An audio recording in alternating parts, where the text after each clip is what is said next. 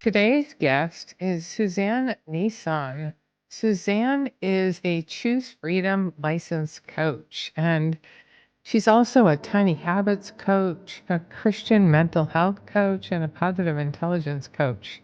You can find more about her on our website, www.theplanshehasforme.com. Today, I'm just so pleased to present this interview to you because she is courageously sharing her inspiring journey and triumph in quitting alcohol, healing from trauma, and finding peace through her faith. Suzanne opens up about her personal battles with bulimia, sexual abuse, and an abortion that shaped her early years. But through faith, personal development, and some professional help, she found self love and vulnerability. Listen in as she recounts her transformation and the role of her support system and how she embraced this get to attitude. By the way, if you are listening into this podcast and you like it, please make sure to recommend it to your friends and to like it and subscribe to the channel. This will help others find it who need the help as well. So, welcome, Suzanne. It's so exciting to have you. I can't wait to dig into kind of some of your favorite core concepts and getting the opportunity to tell people who you are, what your story is, and how you got here. So, welcome. Oh, thank you, Roseanne. I am grateful to be here Uh, and I'm honored to be on your podcast. Honored to have you. So, I always like to start with what's your story because there's always something in there that people can connect with. I know we just talked a little bit before in the green room, as they call it. And I know there's several things that many people will be able to relate to. So just tell us about who you are, where you are. You're married, you have children, right? Yes, yes. So I live in Arizona, as do you. Yeah. So yes, I am married and have 5 grown children in a blended family, 3 of my own and 2 stepchildren, as well as 5 grandsons. So I still work. If you guys are watching this on YouTube, you will not believe she is a Oh, grandmother. She looks 42. oh yeah, no, I'm not.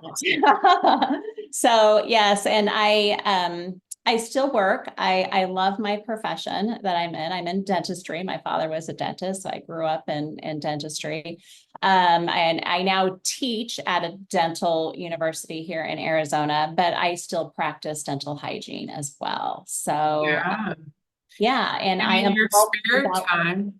yes, all things outdoors. If I can be running, hiking, working out, spending time with my family. I still love to bake. I love to do that. I typically am I love books and learning. I am a forever learner.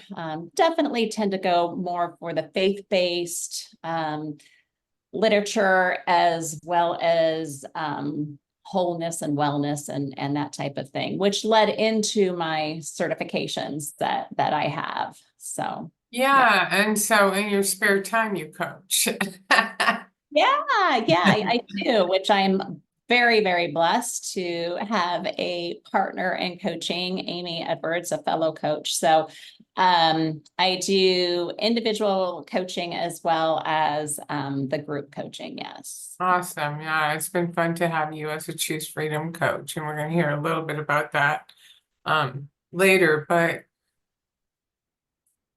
tell us how it all began. Okay. We all have a story about We where do. substances came from, how they got Yes. introduced, what they created for you. Yes. Well, let's try to give the Reader's Digest version, right? So I really call my story from shame to shine. And I that just resonates with me. I was just looking for freedom, and I found it in God's forgiveness. And I grew up in a Christian home. I definitely had a mixed interpretation of alcohol, had sexual abuse inside and outside our home. And I know that a specific instance, even when I was in second grade, it created like a disassociation, and I was put in special ability, special needs classes when I was young.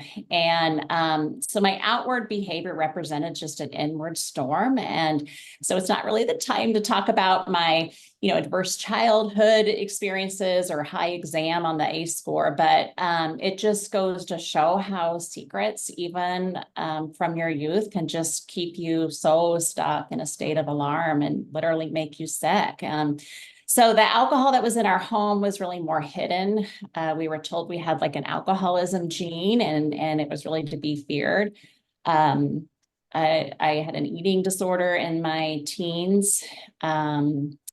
I was very promiscuous, I suppose. I didn't have boundaries when it came to Well, how would you know with that yeah, experience? right. And it So doesn't sound like, I mean, that's the problem yeah, with our Christian homes. They're not very yeah, representative looking of for Jesus. love in all the wrong places, right? Yeah. And yeah, so I made a super painful decision after a rape and a boyfriend to have an abortion at 16.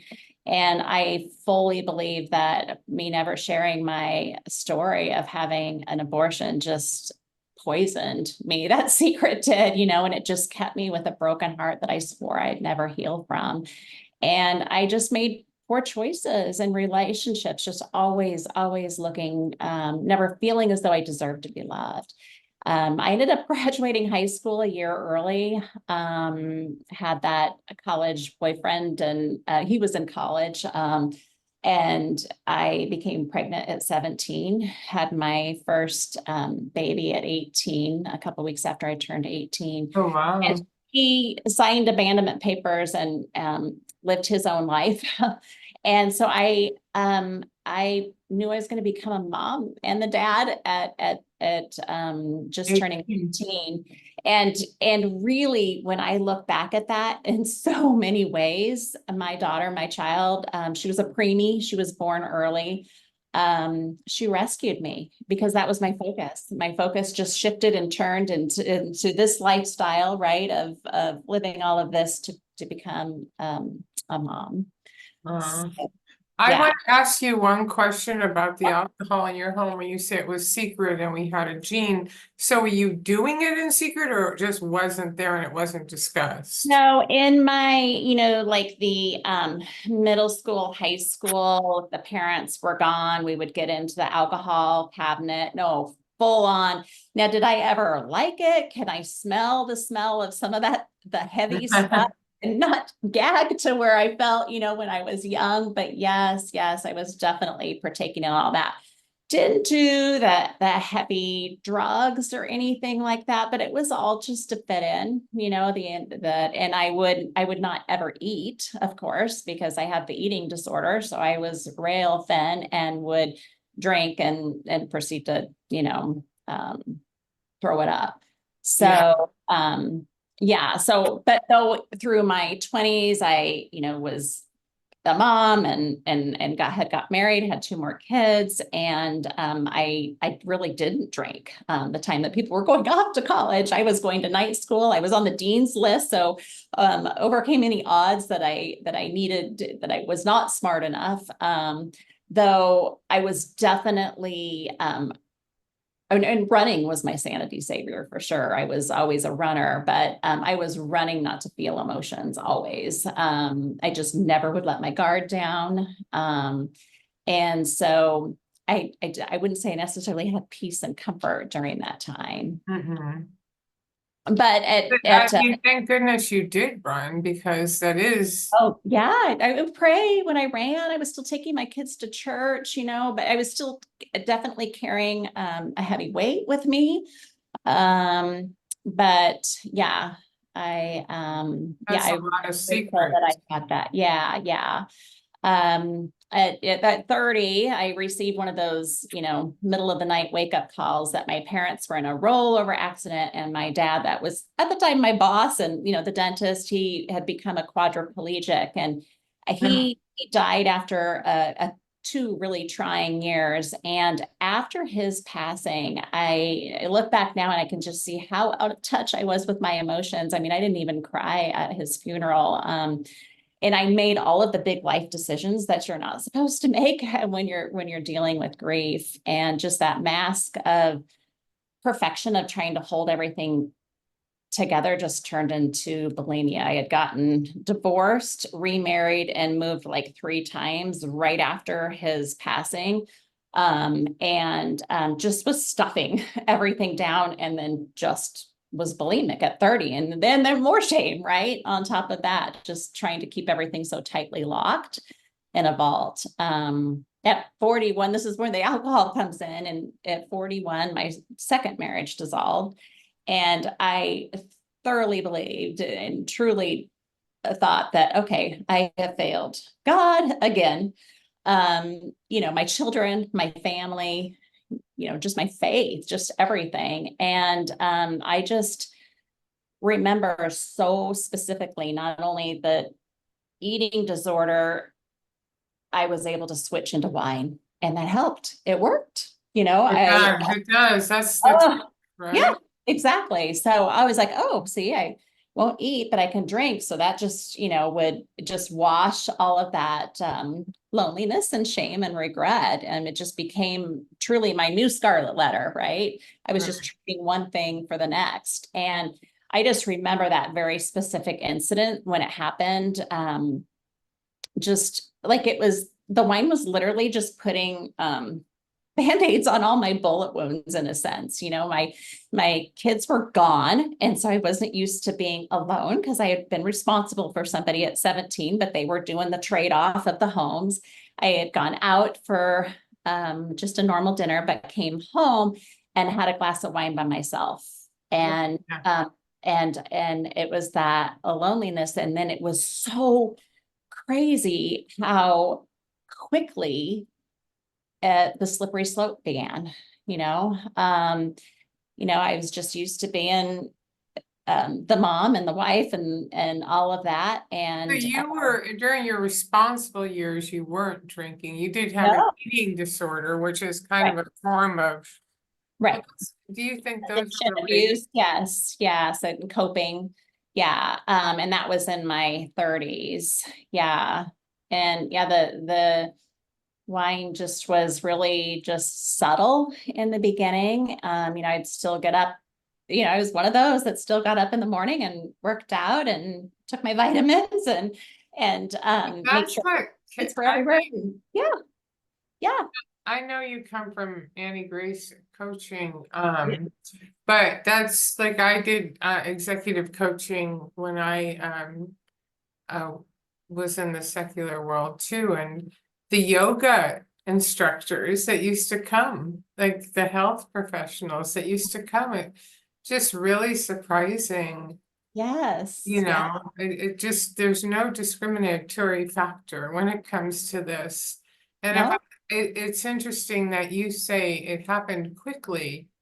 And for me, it took decades, but I noticed the switch. The yeah, switch happened when I used it for exactly the reason you're saying is when you use it for that stress and mhm, coping, and then mhm, it's like, oh, I don't have to feel it, you yeah, know? And of yeah, course, life is a bunch of stress. So if you don't develop other coping mechanisms, right. alcohol or a substance is the coping mechanism, you know?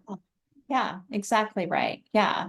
And, in the beginning, I truly thought it was beneficial. I thought it was healthy, right? I thought the red wine was going to do me some good, right? I'm unwinding.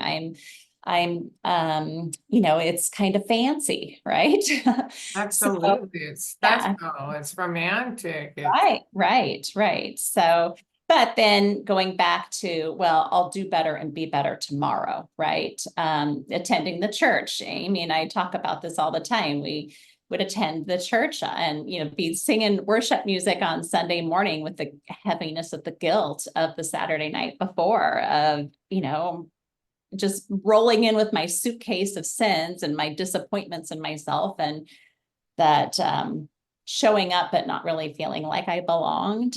And I was pretty good at seeming pretty polished on the outside, but I was really living a lie. My cognitive dissonance was deafening. And though my rock bottom, as they say, you really don't need to have one, was such a beautiful start to a beginning.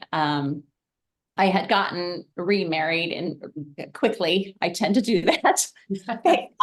God picked out a nice guy for me this time, because Good. But yeah, and I had my first grandson, and I love babies, and I was rocking him one night, and I had still been drinking even when my daughter was going to the hospital to have the baby. I'm like, oh wow, I hope it doesn't happen, after I've had some cocktails, right? Everything was focused around the addictive behavior. But so I was rocking my sweet grandson, and it was just such a beautiful, precious moment. And it actually was a rocking chair right outside this door that was passed down from my grandmother to my mother. And there is kind of a reason why that has such a significance, because I had set my wine glass down, and it was kind of one that rocks away, from where you're at. And I realized that I had moved away from my wine glass, and I was feeling this anxiety and frustration that I wanted my wine, and it was taking me away from and disturbing this beautiful moment that I was feeling all this love for this baby. Wow. And I'm like, oh my gosh. I mean, it just flooded me. And I thought of my grandmother, and my sweet grandmother, who I loved dearly. I don't have a memory of her not smelling like alcohol. She hid it under, Wow. she hid it behind, shower curtains. We all kind of knew about it, right? And she was hiding painful secrets. And I had this realization, like, I swear she was coming down from heaven saying, you are following in my footsteps. Are you, because I was leaving little wines, hiding it behind a coffee cup, or putting it here, or stopping there and not showing it here. It'd be in this drawer. I was just following in those same patterns, and definitely the hiddenness, right? And so, putting on that mask of perfection, and then just falling deeper into the depths of the shame from alcohol. And I decided I have a choice, either to break this generational, trauma and chains of addiction, and be a better role model for my grandchildren. And I had to live a life. And your children. And my children, yes. Yes. So I literally got up and poured out, which is unheard of for me, poured out the wine. And I just felt God's love pour into me. It was such a moment that I get chills talking about it now. And, I'm, thank you, Jesus, alcohol free for 4 years, and I'm not afraid of it. I still have the saying that I could drink at any time, but I just have no desire to at all. And I'm so grateful for the messages from above. So you quit at about the same time as me. I quit in March of 2020, March 9th. Exactly the same. Yeah. Exactly March of 2020 is when I did like a 21-day reset. And I was so determined. I went 28 days as opposed to 21, because I'm an overachiever. And then I thought, oh, I've got this. I'll just moderate. And so I moderated for like a month, realizing, well, that doesn't work. Right. And then I went completely alcohol free and on my birthday of May 4th of 2020. Okay. Yeah, and I will say that I made small incremental goals and steps. It wasn't like, oh, May of 2020, I got this and it was easy at all. But No, and that's not how it happens. I like to say that, well, you've done like each quarter, each 6 months, each year, kind of you get to unwrap new gifts. Like, oh, yes. And I love how you just said that, because when I talk about doing yeah, whether it be alcohol freedom or the surrendering the secret Bible study that is being able to set you free from the pain and guilt of an abortion, which I then hence healed through after becoming alcohol free. I always say that it was like that gift of forgiveness and grace and mercy is there. You just have to unwrap it. And you already have the ability within you to succeed because God's given it to you through the well, Holy let's talk about that. So how did your healing take place in all of these areas, whether it's the bulimia or dealing with the sexual abuse as a child, or what else the alcohol, like there's a lot of and the abortion. Yeah. That's a Yeah. lot of healing. Some Did layers, right? Jesus do all this, or Well, I'm still a work in progress. But yeah, so good question. And I think really coaching has so much to do, like the amount of work that I did personally, I will say, through God's giftedness and help along the way, is I poured into my faith. And that was, and I was always getting up even before when I was drinking and reading the Bible and doing devotions, but it took a new, different spin. It was like the more broken I was, the more God's light started to shine in and shine through me. And so I was soaking all of that up like a sponge. And doing the healthy things, the gratitude journals, and still, the mind, body, and spirit, working on all of that. I also poured myself into a lot of areas where I needed help. I got a trauma certification. I got a, BJ Fogg Tiny Habit certification. I went through the Christian counseling certification.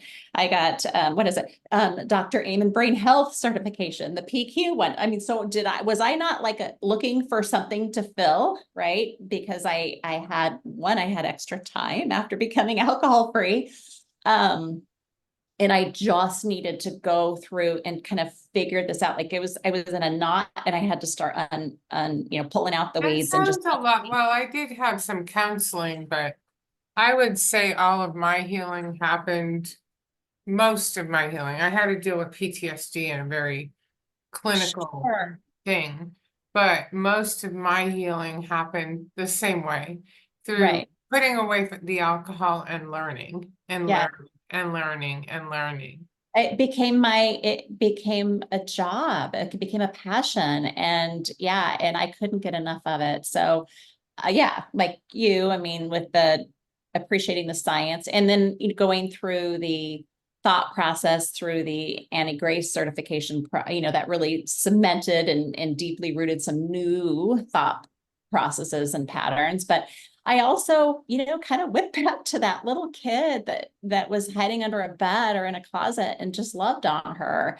And I didn't used to like to talk about loving myself. I thought that was selfish. And I just realized that regardless of what has been done to you or what you have done or the mistakes don't your mistakes don't determine your worth or define your character. And you are just, whoever is listening to this, you are worthy and loved and valuable. And you So don't need to run or numb from, you can run into God's loving arms. You don't need to run from your loss of innocence, something that has been taken from you. yeah. And yeah, so did I seek professional counseling when I would have like flashbacks and things like that, I did go in to see a counselor, and it was very helpful. And I'm grateful that I did. And I was able to also have a relationship with coaches. And I think that was probably even more impactful for me. Now I'm, everybody's path and journey is different.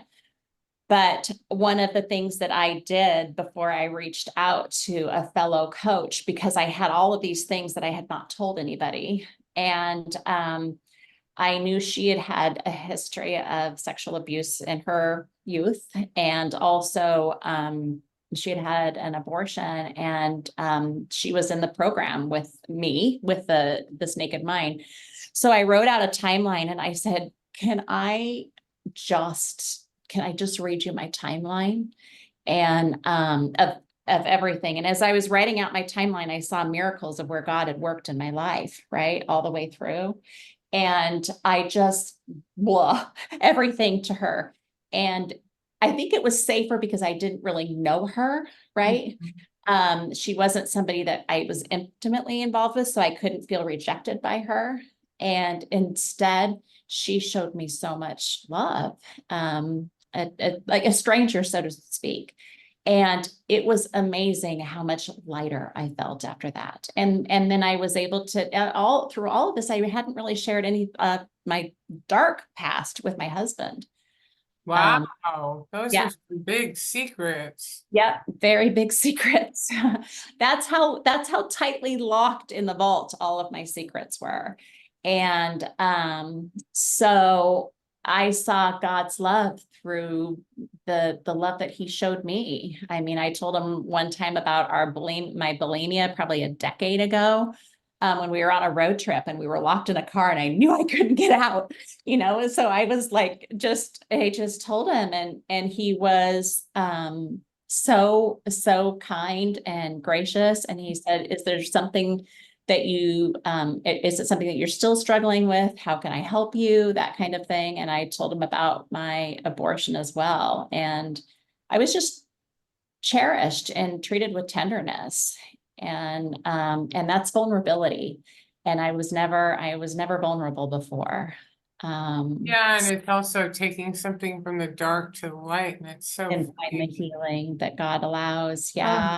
the one thing as a coach, and I try and do this in the Facebook group too, it's like people, just share the struggle. Like Um, if we're struggling with alcohol, it's all the same stories, all the same stories. And we think we're the only ones having these conversations in our heads.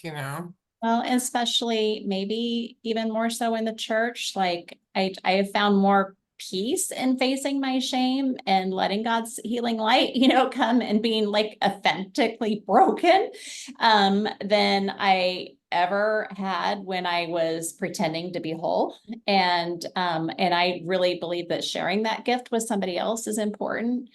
Um, that we don't have to have that story that we're telling ourselves. Like God can truly rewrite the story for you to find healing. And your past doesn't define you. And I finally took ownership. All those things may not have been our fault, right? But it's our responsibility. And some of it was dark, and some of it was my fault, and we can start to take our thoughts captive and start blaming myself or resenting other people, Right. and be the whole God-given human we are intended to be. Wow. So So I want to, listening to your story, I haven't ever heard your story before, right? You came in as yes. a licensed coach, and now I see why you resonate with the core concepts so much, because a lot of them really match up to the journey, and it's important to forgive self, it's important to forgive others, it's important to love yourself, and these are all the concepts too. Yeah, they're brilliant. Yes. Thank you. So yeah, talk a little bit about your experience with the core concepts, and maybe kind of the top 2 or 3 that you really find powerful. Yeah, yeah. Um, well, I really, like capturing your thoughts, I think is really important. We can tell ourselves sometimes when we are in the throes of, gray area drinking, even alcohol use disorder, just life things. And we can tell ourselves sometimes that we're less than or not valuable, or, I've seen too much, or I've done too much, or I'm unworthy and not normal, but those aren't God's truths. And I didn't really realize when I'm thinking is what makes me feel this way. And then here comes my actions. And I hadn't really realized that I could tell myself that story or not, right?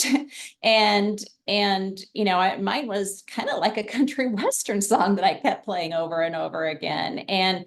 But I had to rewire those neural pathways and take the courage to look at my past from a different point of view, from God's point of view. And I saw this little girl that was resilient, who managed to get through really hard things, and Exactly. that God was bigger than those heartaches. And God shows up rescue after rescue, and that we're still standing beside, despite everything.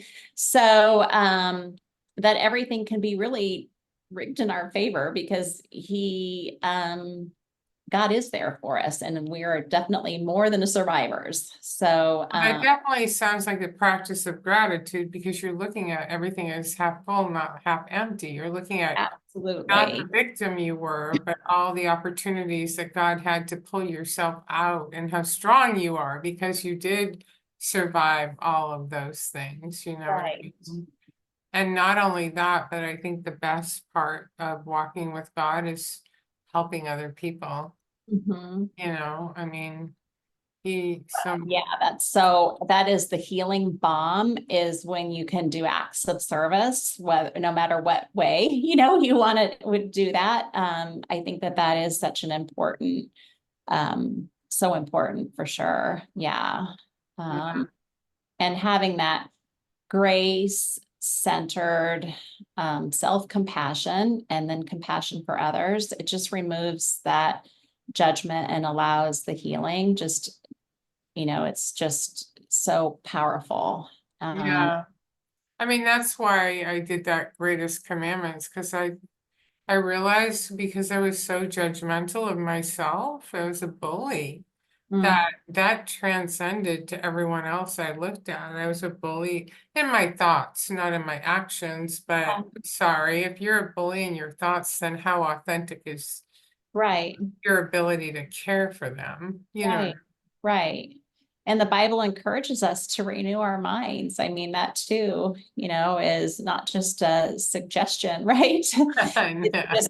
It's transforming your thought pattern, and replacing them with faith-filled affirmations that are the truth. And it's amazing how you can see, whether a client or even in your own life, how powerful of a tool that is, and how you've set up the community, that community and accountability. And we don't recognize things in ourselves, but sometimes somebody else can come alongside, as you said, not feeling alone, but also feeling the support of knowing that the community fosters growth, and helps us to stay committed, which is so important, not to drift away.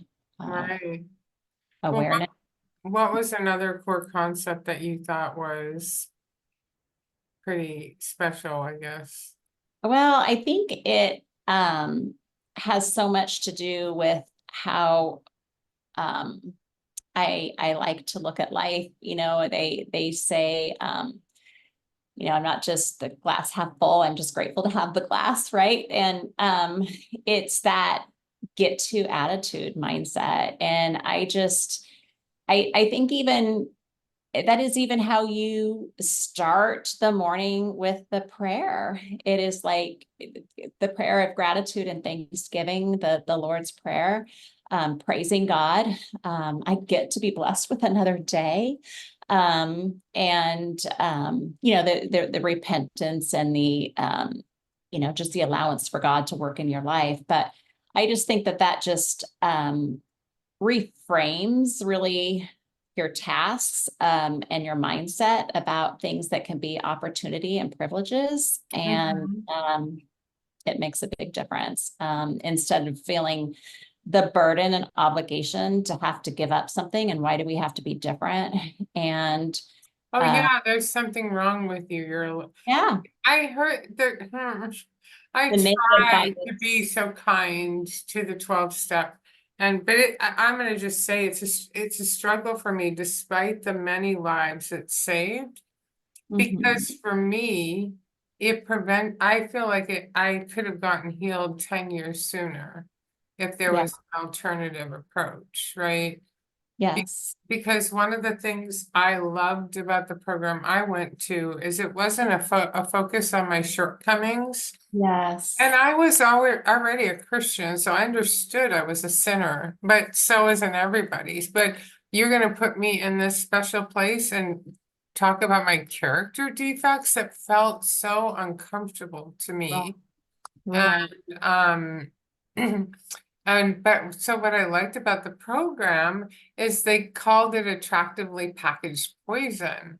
And so they made it about the deception of alcohol as opposed to any of my shortcomings. And of course, that translates pretty well into the Christian, you know.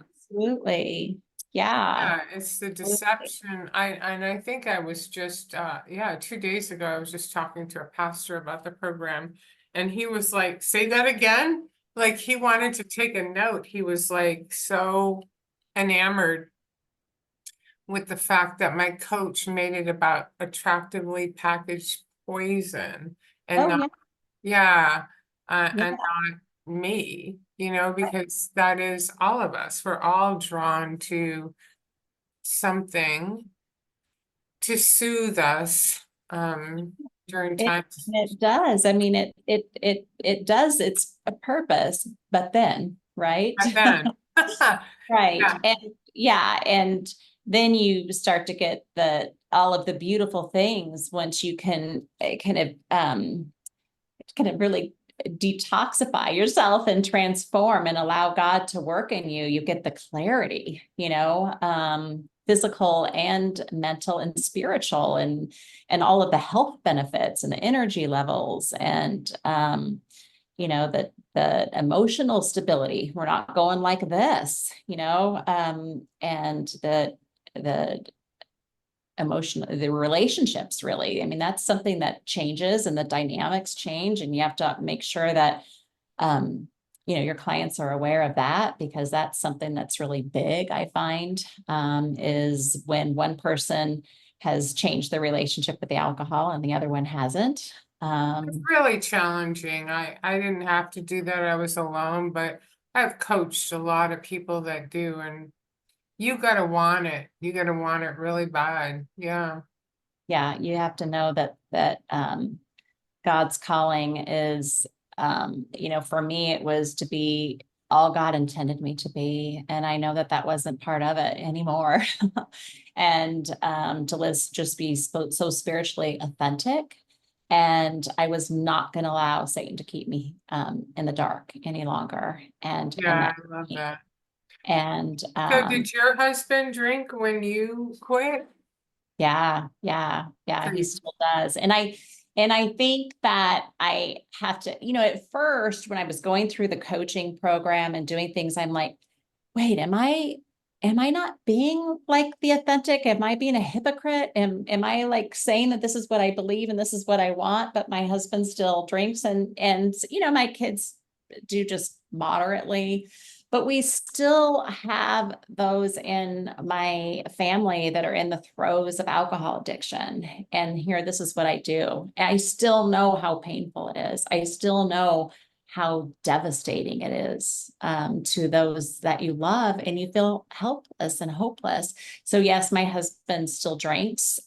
He's cut back back, definitely, but that was our thing. I mean, we met, and like Absolutely. I tell my mom, we met at church, but we met actually in a restaurant bar, to tell the truth. And I was there with my, girlfriend, because and we were both divorced, and so yeah, I mean, that's what we did when we traveled, when we went out, when we came home after work. And I think that's what part of why it just became so entrenched. I didn't know how to turn the off button from I'm done with my day at work, and now wine means that I'm done working, right? So yeah, so yes, he still drinks, and we've had conversations about it. And which is a beautiful thing, because I used to be an avoider of conversations. Everything's good. Let's just sweep everything under the rug, right? And so it's been a beautiful thing to be able to level up our communication, right? And find things that we have that are common goals, and be open and honest about, and really having boundaries. I'm fine being a designated driver. I'm not, I'm angry at how alcohol can hurt people, right? Mhm. And has and does, and I know that firsthand. So, but I also know I was once at a place where I could take it or leave it, and there's still people that are. And so I don't demonize necessarily all of that. So there is Well, this we balance. can't, we're judging people. It's just No, like, not, I think, no. I think I told you, before we came on that, I talked my sister into an abortion, and I told her she was irresponsible to have a baby. And, I don't believe in abortion now, but at that time I didn't have Jesus. I didn't know any better. And Mhm. so it's really hard. I've played both sides of it, right? And when you don't know, or you don't have a problem, or you're not ready, this is the beautiful thing about seeing everybody in the eyes of Jesus, because Yes, you know that he loves everyone equally, absolutely. whether they believe or they don't believe, they sin, or, and what Right. they do, you have to have the same kind of compassion for them. And Absolutely. the best you can hope for is that your light and your behavior, and that your joy, which shines through, by the way, is seen. And yeah, that's the best we can all do. And I don't think we need to be anonymous. That's what I try and teach people, is be proud of it. Takes a while, you know. Well, and I worked probably a whole year on gaining the confidence. I mean, I had, like, you can look at my Bible and all of the things that I have highlighted and going through, and I'm just like, yes, and being able to show up with confidence, and not um be kind of like that whipped little puppy about what I'm doing, and what I'm doing. So I definitely know what I've done to certainly help through that, and that is all part of it. And it comes with time. It just does. And Well, and all the first and all of that. yeah, I find too, in this path, like, you want to say, well, you're not affected by what people think or say, but you are. But I'm far less affected. Mm. But I get people throw arrows at me, I'm sure, but I get less arrows thrown at me because I behave better. My mouth is controlled better. I respect people more, you know what I mean? So, Yeah. yeah. No, definitely. And then,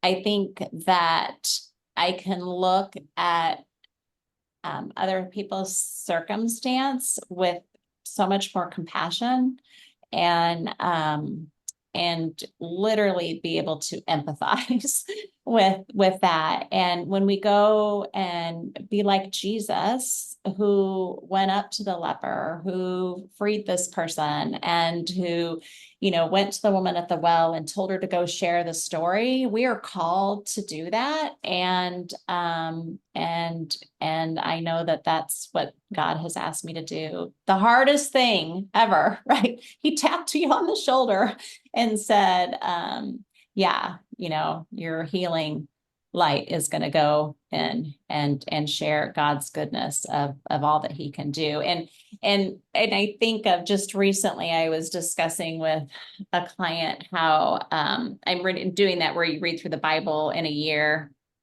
And it was talking about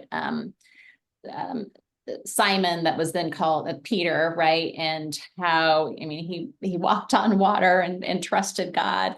But then he denied him, 3 times.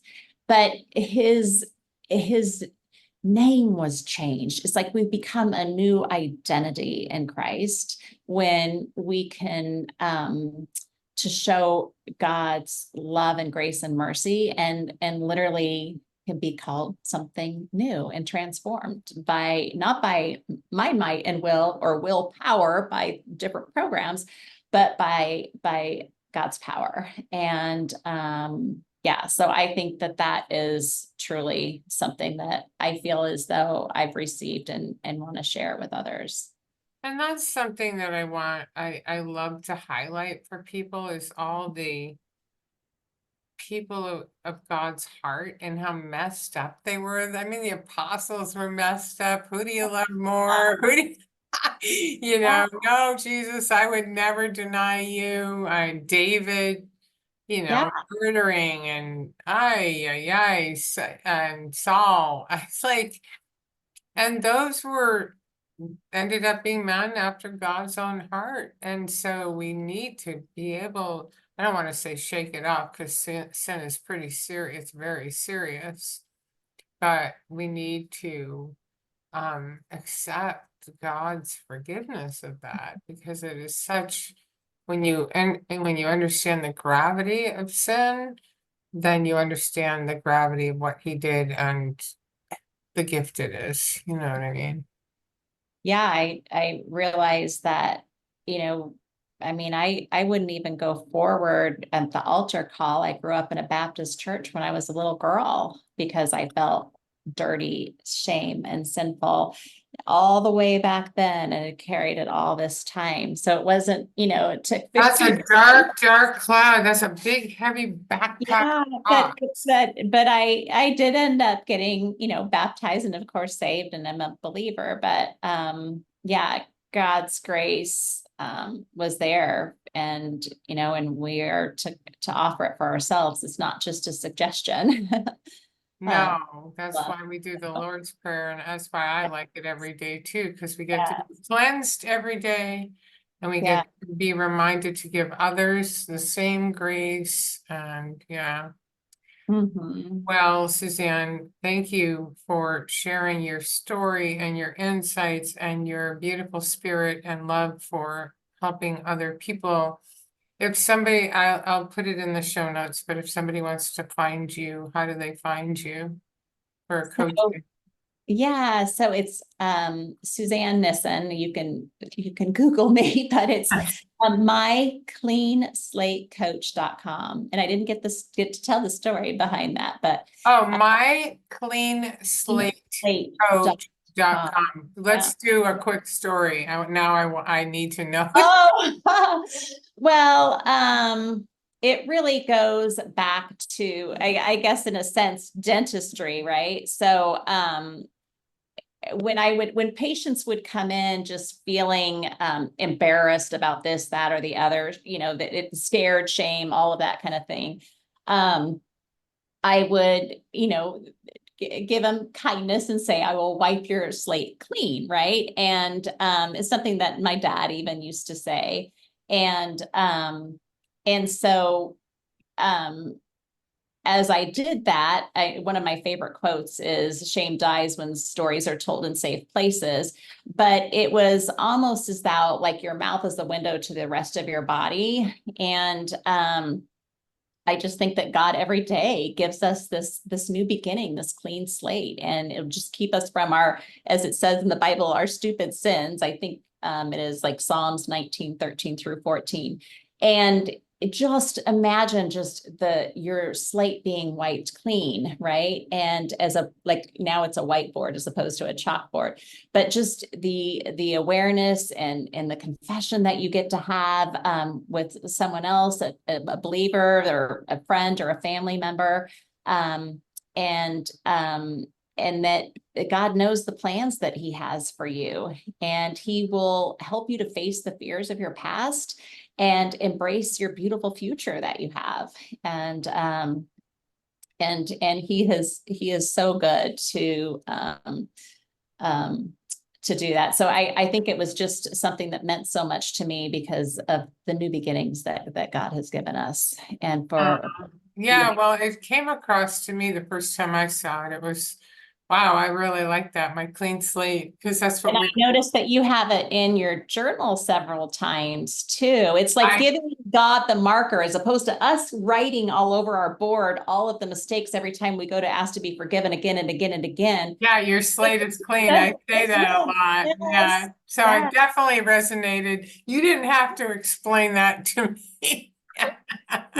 Yes. But I love it. I didn't know the relationship to the dental profession. So Yeah. I feel that, you know what, it's so funny. I'm gonna talk to you off. I need a new dentist. I'm traveling to Yuma on Monday for a dental Oh, appointment.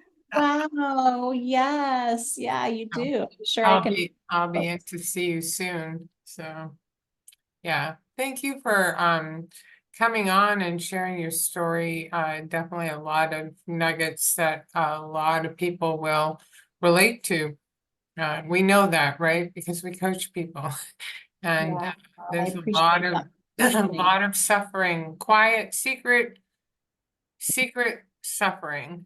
Yeah, it doesn't have to be that way. You are not alone. And, every day that God gives us that fresh start to experience his love, and the joy that can shine in your life. And yeah, life is so much better on the other side of alcohol. Oh, that's what I say all the time. So Thank you. much better. And by the way, I want to invite you to say hi every now and then in our private Facebook group too. I'm sure people. Okay, I will. All right. Thanks again. Thank you.